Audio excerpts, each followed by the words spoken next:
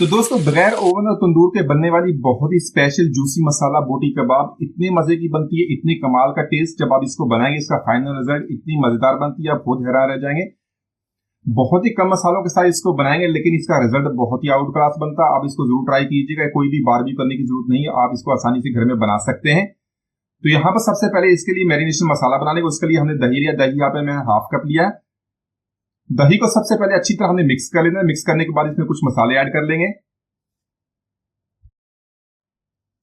तो यहाँ पर सबसे पहले 1 टेबलस्पून हमने लहसुन अदरक का पेस्ट ऐड कर लेना। साथ में हमने लिया 1 टीस्पून जीरा। जीरे को मैंने हल्का सा ड्राई रोस्ट करने के बाद हल्का सा उसको पीस लिया। साथ में 2 टीस्पून ऐड करेंगे धनिया, उसको भी इस तरह मोटा सा पीस लेंगे। 1 टीस्पून ऐड करेंगे कुटी हुई लाल मिर्च का, अपने टेस्ट मुताबिक इसको कम या ज्यादा कर सकते हैं। साथ में 1 टीस्पून हमने ऐड कर लिया नमक, अपने टेस्ट मुताबिक इसको कम या ज्यादा कर सकते हैं। साथ में 1 टीस्पून ऐड करेंगे पीसी हुई लाल मिर्च का। हाफ टीस्पून ऐड कर लेंगे हल्दी पाउडर का। साथ में 2 टीस्पून ऐड कर लेंगे तंदूरी मसाला। किसी भी ब्रांड का तंदूरी मसाला अगर आपके पास हो तो इसको ऐड कर लेंगे, इससे बहुत ही कमाल का टेस्ट बनेगा। उसी तरह इसकी जो खुशबू है पूरे हमारे मैरिनेशन मसाले में बहुत ही जबरदस्त ये कमाल का टेस्ट देगा। 2 टीस्पून इसके ऐड कर लेंगे, अगर आपके पास है तो इसको जरूर ऐड करें। साथ में हमने थोड़ा सा ऑरेंज फूड कलर ऐड कर लेते हैं, ऑप्शनल है। इससे हमारी जो बूटी कबाब है उसका बहुत ही अच्छा कलर बनेगा, दिखने में भी खूबसूरत लगेगी। तो ये ऑप्शनल अगर आपके पास है तो इसको ऐड कर लें। साथ में 1 टेबल स्पून हमने ऑयल का ऐड कर लेना है। तो यहाँ पर जो ये हमारा मिक्सचर है इसको हमें बहुत ही अच्छी तरह मिक्स कर लेना है। इसके अंदर जो हमें ऑयल ऐड किया है इससे जो हमारी जो बूटी कबाब है बहुत ही जूसी बनेगा।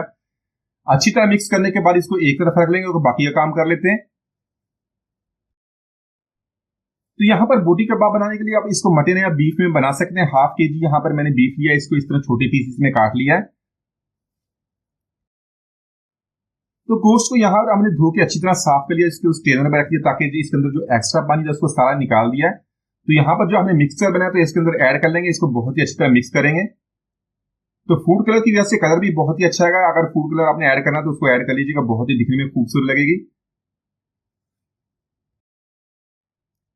तो आज की रेसिपी के लिए हम गोश्त गलाने वाला पाउडर उसका इस्तेमाल नहीं करेंगे। हमने इसके अंदर जो तंदूरी मसाला ऐड किया उससे बहुत ही अच्छी इसकी मैरिनेशन होगी, गोश्त हमारा बहुत ही अच्छी तरह गल जाएगा। तो यहाँ पर मैंने 2 से 3 चर्बी के टुकड़े भी इसके अंदर ऐड कर लिए, तो उससे भी बहुत ही अच्छा इसका जूसी फ्लेवर आएगा। अच्छी तरह मिक्स करने के बाद इसको 3 से 4 घंटे के लिए मैंने फ्रिज में रख लेना ताकि सारे जो मसाले अच्छी तरह गोश्त के साथ मिक्स हो जाएं।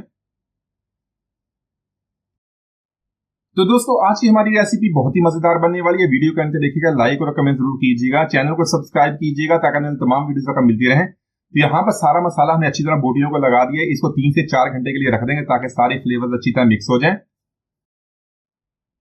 तो गोश्त बनाने के लिए हमने यहाँ पर प्रेशर कुकर का इस्तेमाल किया। तो अगर आपने इसको झटपट बनाना तो इसको प्रेशर कुकर के अंदर बना लें, बहुत ही जल्दी हमारी रेसिपी तैयार हो जाएगी। मैरिनेशन करने के बाद इसको प्रेशर कुकर में ऐड कर लेंगे। साथ में छोटे साइज का प्याज या इसके अंदर ऐड कर लेंगे।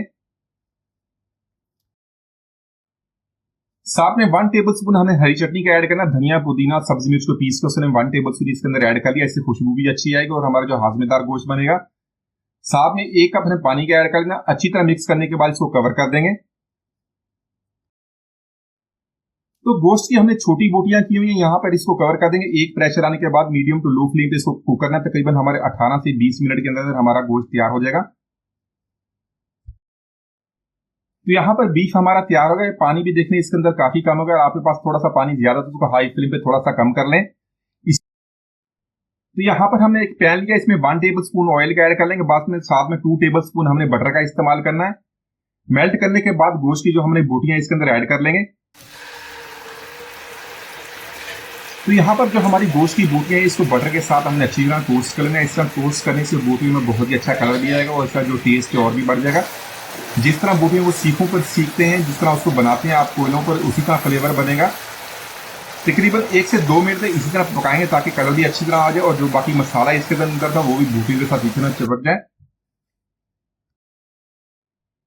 तो गोश्त को यहाँ पर हमने इस तरह बटर के साथ फ्राई कर लिया है। मसाला भी देखने बोटियों के साथ अच्छी तरह चिपक गया है, बहुत ही इस तरह टेस्ट बढ़ जाएगा।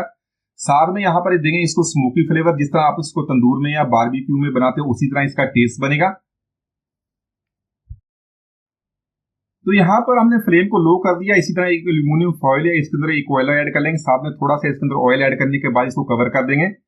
कवर करके सिर्फ 2 मिनट इसको हमने फ्लेवर देना ताकि सारे जो फ्लेवर्स है इस बोटियों के साथ अच्छी तरह मिक्स हो जाए। तो यहाँ पर 2 मिनट के बाद इसको कवर के हटा देंगे। जो सारा स्मोक है इसके अंदर बोटी कबाब के साथ बहुत ही अच्छी तरह मिक्स होगा। यहाँ पर हमने कोयले को निकाल देंगे। निकालने के बाद आप इसमें हरा कटा हुआ धनिया ऐड कर सकते हैं। इसको अच्छी तरह मिक्स कर लेंगे।